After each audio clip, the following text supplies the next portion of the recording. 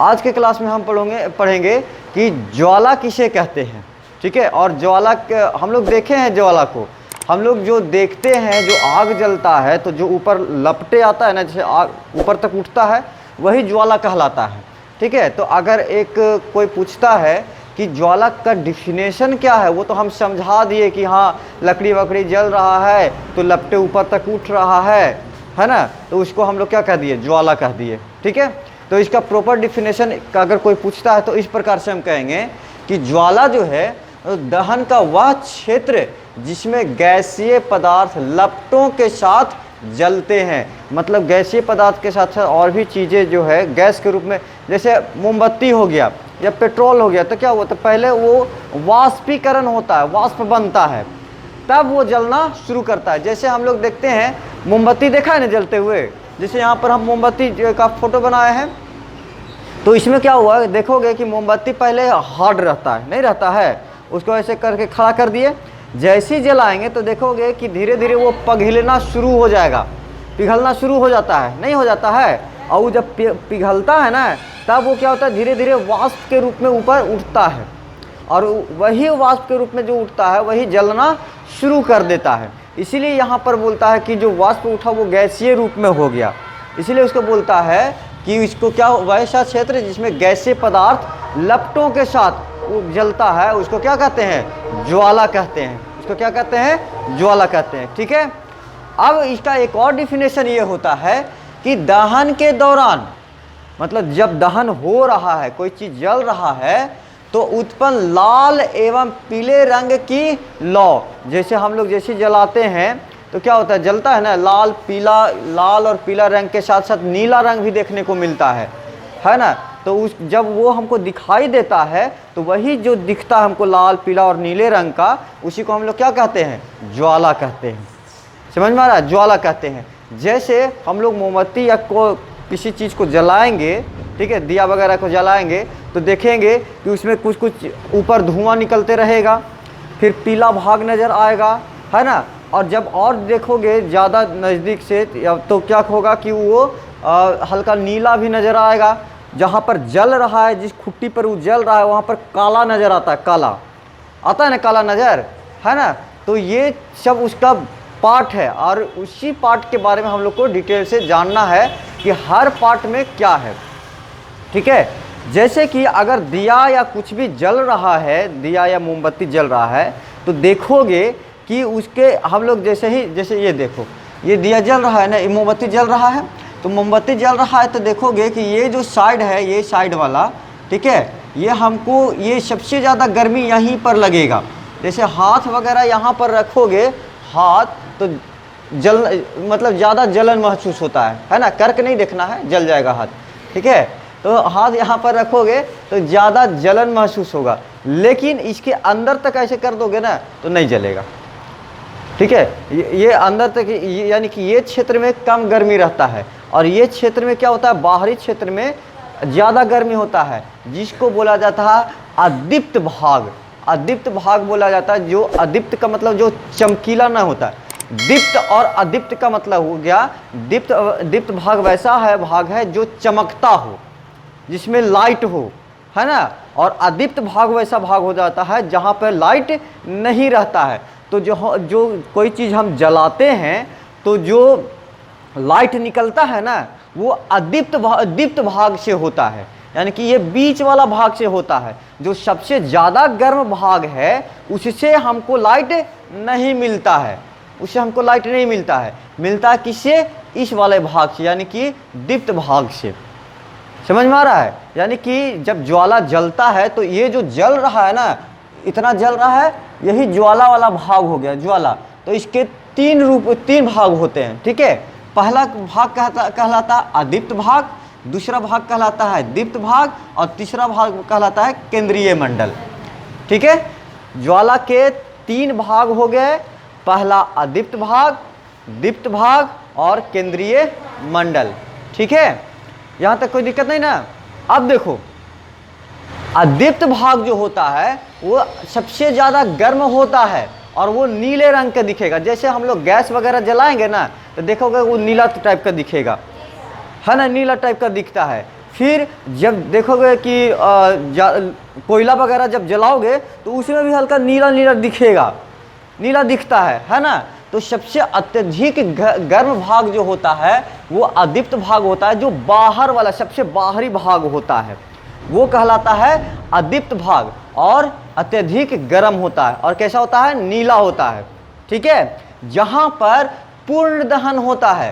पूर्ण दहन कहने का मतलब ऐसा होता है कि पूर्ण दहन वैसा दहन होता है कि ऑक्सीजन की उपस्थिति में जलने के बाद कोई भी अनवांछित पदार्थ ना छूटता हो, मतलब पूरा का पूरा जल जाता हो। जैसे गैस जलाते हैं तो क्या होता है, उसमें कुछ कोयला वगैरह बचता है, राख वगैरह बचता है नहीं। तो वहाँ हम लोग कहेंगे कि जो गैस है वहाँ पूर्ण दहन हो रहा है, पूरी तरीका से जल रहा है, जिससे कार्बन डाइऑक्साइड की मात्रा बहुत कम निकलता हो। और जलने के बाद जब कार्बन डाइऑक्साइड की मात्रा अधिक निकलता हो तो उसको पूर्ण दहन नहीं कहते हैं। ठीक है, उसको आंशिक दहन कहते हैं, यानी कि कम जलता हो। जैसे लकड़ी वगैरह जलाएंगे, जब लकड़ी जलाते हैं तो देखो पहले बहुत ज़्यादा धुआं होगा, तो पूर्ण दहन पूरा तरीका से नहीं जलना शुरू हुआ है ना।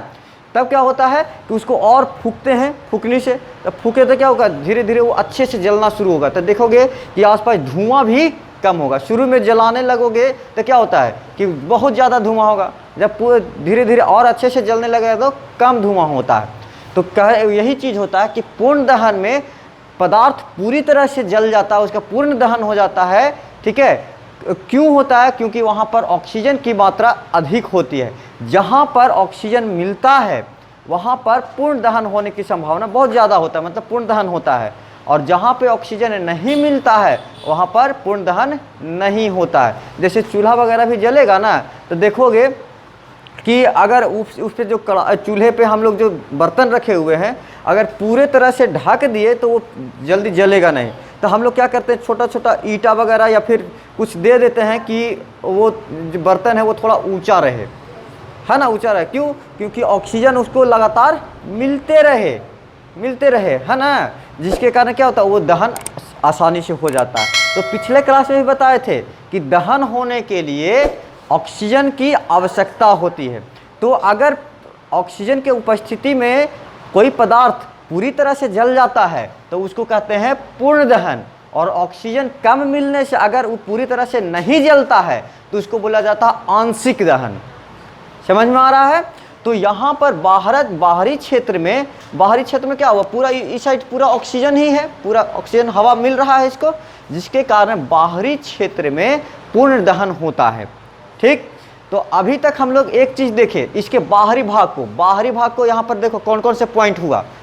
बाहरी भाग को अदीप्त भाग बोला जाता है, अदीप्त क्षेत्र बोला जाता है। ये सबसे अत्यधिक गर्म होता है और नीले रंग का होता है। ठीक है, और इस क्षेत्र में पूर्ण दहन होता है क्योंकि ऑक्सीजन की मात्रा यहाँ पर अत्यधिक मात्रा में उपलब्ध है। समझ में आया। अगर कोई पूछता है कि ज्वाला के बाहरी क्षेत्र में पूर्ण दहन क्यों होता है, क्योंकि यहाँ पर ऑक्सीजन की मात्रा अत्यधिक मात्रा में उपलब्ध है। ठीक है, समझ में आया। यानी कि अदीप्त भाग का हमारा गुण कौन कौन सा हो गया, पहला हो गया कि यहाँ पर पूर्ण दहन होता है, दूसरा होगा सबसे अधिक गर्म होगा, तीसरा नीला कलर के होता है। ठीक है, और ये अदीप्त होता, अदीप्त का मतलब कि प्रकाश नहीं देता है। ठीक है, सिर्फ भाप के जैसा देखने को मिलेगा। दूर से जब देखोगे ना तो देखोगे इसके साइड में से हवा जो है वो झिलमिलाते हुए नजर आएगा। जैसे गर्मी के दिनों में क्या होता है कि गर्मी के दिनों में धरती को देखोगे तो इस तरह से उठता हुआ लगेगा कि हवा उड़ रहा है, ऊपर की तरफ नहीं दिखता है ना। तो उसी तरह से इसके साइड में देखने को मिलेगा जो सबसे अधिक गर्म होता है, सबसे ज़्यादा गर्म होता है। ठीक है, समझ में आ रहा है। फिर है दूसरा भाग जो दीप्त भाग कहलाता है। दीप्त भाग उसको कहते हैं जिससे हमें प्रकाश मिलता हो। दीप्त का मतलब ही प्रकाश होता है। ठीक है, तो दीप्त भाग ऐसा भाग जो प्रकाश हमको मिलता है। तो प्रकाश किस भाग से मिलता है, तो दीप्त भाग से। और ये कैसा कलर के मिलेगा, तो पीला रंग के। तो सबसे ज़्यादा अधिक भाग हम लोग को पीला ही देखने को मिलता है। दिया जलेगा या फिर मोमबत्ती जलेगा तो देखेगा पीला भाग ही सबसे ज़्यादा दिखता है। नहीं दिखता है, दिखता है। तो उसी से हमको क्या मिलता है, प्रकाश मिलता है, वही दीप्त भाग कहलाता है। यहाँ पर आंशिक दहन होता है।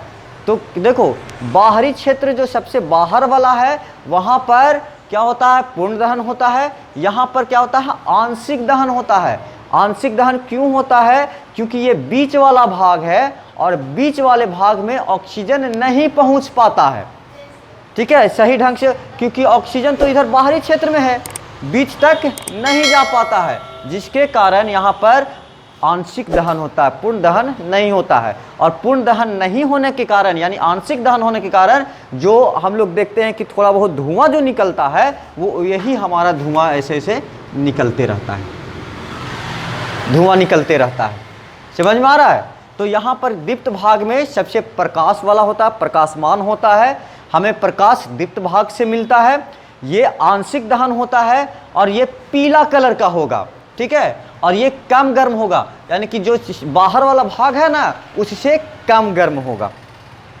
समझ में आ रहा है। इसीलिए देखोगे कि अगर जैसे हम लोग मकई पकाते हैं ना, मकई अगर चूल्हे पर मकई पकाते हैं तो अगर यहाँ पे लौ जल रहा है, यहाँ पर ऐसे जल रहा है, तो हम लोग मकई कहाँ पकाते हैं, ऐसे आग में बीच में रखते हैं, नहीं, हम लोग कहाँ रखते हैं, ऊपर में रखते हैं, है ना। यहाँ पर तो ऊपर में क्यों रखते हैं, क्योंकि यहाँ पर अत्यधिक ज़्यादा गर्म है ना। यहाँ पर जब रखोगे तो देखोगे कि इधर वाला और इधर वाला पूरी तरीक़ा से क्या हो जाएगा, पक जाएगा, और यहाँ बीच वाला जब वो कम पकेगा। इससे ये पता चलता है कि ये वाला भाग जो है वो कम गर्म होता है, कम गर्म होता है। समझ में आ रहा है कि नहीं आ रहा है, ठीक है। तो हमारा दूसरा भाग क्या है कि दीप्त भाग वैसा भाग होता है जहाँ से हमें प्रकाश मिलता है, ठीक है, ये भाग प्रकाशमान होता है। इसमें आंशिक दहन होता है, यानी कि कम दहन होता है, ठीक है। यहाँ पे पदार्थ जो है वो ऑक्सीजन कम मिलने के कारण आंशिक दहन होता है, जिसके कारण यहाँ पर कार्बन डाइऑक्साइड निकलता है, ठीक है। ये पीले रंग का होता है और कम गर्म होता है। समझ में आ गया, कोई दिक्कत नहीं ना। अब चलते हैं तीसरे भाग में। तीसरे भाग को केंद्रीय मंडल कहते हैं। जब कोई चीज़ हम लोग जलाते हैं तो देखोगे कि वहाँ पर काले, यहीं से जलना शुरू होता है, तो यहाँ वाला भाग थोड़ा काला दिखेगा, काला दिखेगा। अभी काला दिखेगा, ये पूरा यहाँ पर काला दिखेगा, ये हल्का हल्का पीला इधर नज़र आएगा, लेकिन यहाँ पर काला दिखेगा, एकदम बहुत ज़्यादा काला दिखता है ना, साफ साफ दिखता है। तो इसको बोलते हैं केंद्रीय मंडल। ये जो होता है यहाँ पर ऑक्सीजन बहुत ही कम पहुँचता है, जिसके कारण यहाँ पर ये इसका दहन होवे नहीं करता है। मतलब कि इसके देखो, जब भी देखोगे, ध्यान दोगे तो जो ये भाग पिघलता है ना, ये पिघलता है, वहीं से जलना शुरू होता है, ये जलना शुरू होता है। इसका ये यहाँ पर जो ये वाला पतला वाला धागा होता है, यहाँ पर देखोगे बहुत कम जलेगा, बहुत कम जलेगा। इसके आसपास वाला चीज़ ज़्यादा जलते रहता है। क्यों? क्योंकि वहाँ पर मोमबत्ती पिघलता वाष्प के रूप में आगे बढ़ता है ना। तो ये केंद्रीय मंडल कहलाता है, ये सबसे काला वाला भाग होता है, और यहाँ बिना दहन का क्षेत्र होता है, मतलब वहाँ दहन ना के बराबर होता है, बहुत कम होता है, ठीक है। और ये सबसे कम गर्म होता है। तुम लोग एक्सपेरिमेंट कर सकते हो, ठीक है, कि माचिस का तिल्ली लेना, ठीक है, माचिस का तिल्ली, इसको एक वो यहाँ रखना, तो देखोगे तुरंत जल जाएगा, ठीक है, यहाँ रखते तुरंत जल जाएगा। दूसरा है यहाँ पर रखोगे तो थोड़ा सा टाइम लगेगा, एक आध सेकेंड में यहाँ भी जल जाएगा, अंदर घुस जाएगा तो। लेकिन यहाँ पर रखोगे ना तो माचिस का तिल्ली को जलने में थोड़ा टाइम लग जाता है। माचिस का तिल्ली जो होता है वो गर्मी, जब उसका टेम्परेचर बढ़ता है तब जाके वो जलना शुरू हो जाता है। तो यहाँ पर टेम्परेचर जो है वो बहुत कम होता है, जिसके कारण माचिस के तिल्ली को जलना बहुत देर लगता है उसको, ठीक है, समझ में आ रहा है। तो देखो क्या बताए कि केंद्रीय मंडल जहाँ पर सबसे कम दहन होता है, सबसे कम गर्म होगा और काला टाइप का होगा। समझ में आ रहा है। हम लोग क्या देखें, हम लोग तीनों भाग को देखें। पहला भाग अदीप्त भाग, जहाँ पे हम लोग को प्रकाश नहीं मिलता है, लेकिन वहाँ पे पूर्ण दहन होता है। पूर्ण दहन किसके कारण होता है? ऑक्सीजन की उपस्थिति के कारण, ठीक है।